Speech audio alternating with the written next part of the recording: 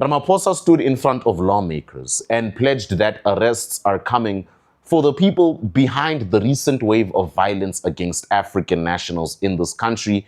And he specifically named names. That's something Ramaphosa barely does. He likes sneak dissing like Drake and then loses the whole beef. Jacinta Ngobese-Zuma, Ngizwe Mchunu, Nkosikhona Ndabandaba, who goes by Phakela Umthakathi. He said police prosecutors are investigating them. Charges will follow. And they rejected the idea that any of this was state-sanctioned Xenophobia. That's what Ramaphosa said. He rejected that idea. Now, let's actually rewind and understand what we're even talking about here, because this story has more moving parts than a taxi rank on a Friday afternoon. March and March, the movement founded by Jacinta Ngobese-Zuma, the pretty lady with the glasses, set a deadline, June 30th. Every undocumented foreign national needed to be out of South Africa by that date, or in their own words, face consequences. This wasn't just some quiet protest with some placards and a strongly worded petition. Ladies and gentlemen, 20 far-right aligned groups mobilized, including the notorious Operation Tutula led by the notorious Nhlanhla Lux, running roughly 120 protests across the country on a single day. Yes, the same Nhlanhla Lux that just joined the ANC. And this is the part that should stop anyone from treating this as a harmless political theater. In Mossel Bay, Mozambican nationals died because of these violent surges. In Pietermaritzburg, a Malawian man was beaten to death after public incitement of these words. This wasn't rhetoric that stayed rhetoric. People are dead because a deadline someone made up was taken seriously, which wasn't even acknowledged by the government. As much as you'd like to paint March and March as these innocent people who did no wrong, unfortunately, it's not Summer Sambit saying so. Their actual record and papers show otherwise.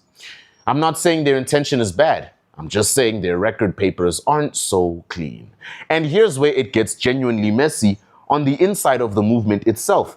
You see, the night before June 30th marches, Ngizwe Mchunu and Phakela Umthakathi had a private meeting. You want to know with who? Your President Ramaphosa, without Ngobese-Zuma, the actual founder of the movement. The woman whose name was on the whole thing. She made sure you knew how her face looked like. Found out about her own co-leaders meeting the president from social media. Her face was the face of March and March, and her people had a meeting without her. Wow! Imagine building a whole movement, putting your name and face on every headline, taking every bit of the backlash and glory, and then discovering your own deputies went behind your back to sit down with the one man you're supposedly pressuring, wink, wink. Like, are you actually pressuring him? Then why are you people having secret meetings with him without you? Like, don't they like you or something?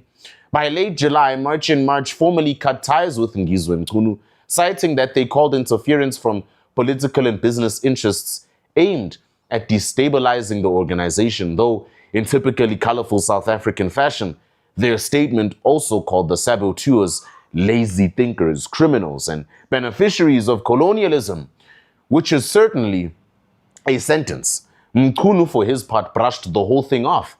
He said the movement had already achieved what it needed to achieve and that they couldn't march forever. By the way, I have no idea what March and March achieved. I have no idea. Like, you can talk about the few illegal immigrants that left South Africa by the thousands. There's still more than, like, what, 3 million of them? Yeah, right. It's almost as cold as leaving your own movement's founder out of a building with the actual head of state. That's how it felt when Ngizwe Mchunu said what he said. Because to him, he thinks March and March has fulfilled their mission, even though by the looks of things, nothing seems to have changed. So here's the diplomatic damage nobody in that movement seemed to price in. Nigeria is reportedly planning to seek reparations from South Africa on behalf of its citizens. Ghana has called for the African Union to formally discuss the violence at an upcoming summit. And in that same article about Ramaphosa's arrest pledge, Malema, yes, that Malema, pointed directly at the diplomatic fallout, referencing Nigeria's reported snub of our own minister, Ronald Lamola. Think about that. A South African government minister doing his job, representing this country abroad and publicly getting snubbed because of a deadline some activists invented on Twitter on a WhatsApp group somewhere in KZN. That's not a hypothetical reputational cost. That's happening in real time on the continent to our own diplomats. So now Ramaphosa stands up and pledges arrests. Fine. I actually want to give him some credit here, believe it or not, because rejecting the state-sanctioned Afrophobia framing while simultaneously naming specific individuals for prosecution is at least a coherent position. More coherent than most of what's come out of the union buildings this year. But I also want to be honest about the skepticism, because we've been here before with this government specifically. Naming people in a parliamentary session is easy. It costs nothing. It generates a headline, it buys a news cycle, and it lets everyone nod along feeling like accountability is coming. The actual test isn't the pledge. It's whether Jacinta Ngobese-Zuma, whether Ngizwe Mchunu, whether anyone connected to a movement that has real documented deaths attached to it actually sees the inside of a courtroom as a defendant, not just a headline. And I can feel you people coming in the comment section. No, Summer March and March is not responsible for those deaths. Guys, you can't choose what to be responsible for and what to not be responsible for. There is no doubt that March and March is the reason why June 30th became as popular and incited as much violence as it did. Without March and March, there is no June 30th. That virality it received is not there. There is no doubt June 30th did not invoke that violence. That's like saying Julius Malema sings Kill the Poor all the time, but he's not responsible for the farm attacks that are racially done. What are you talking about? He sings it all the time. He inspires it. Music speaks to the soul. He inspires it, and then when it's done, he gets zero blame for it. Is that fair? Oh, it's not fair? Then it's also not as fair if Jacinta Ngobese-Zuma incites violence for June 30th, that stuff happens and then you say she isn't responsible. Can you see the same double standard? The same double standard the EFF people wanted to apply to Malema is the same double standard you March and March people wanted to apply for Jacinta Ngobese-Zuma. And surprisingly so, some of you white South Africans wanted to apply that double standard for Jacinta Ngobese-Zuma as well. It's funny. It's funny how you guys find all the reasons to debunk Malema, and then you find all the reasons to protect Jacinta Ngobese-Zuma. What, just because she had one AfriForum meeting, she's the same to you guys? You guys are pitiful. You're all so gullible. Here's the uncomfortable truth sitting underneath all of this. Frustration about undocumented immigration in this. No, hey, pillow, not right now. Don't tell me to calm down. I'm gonna cook them.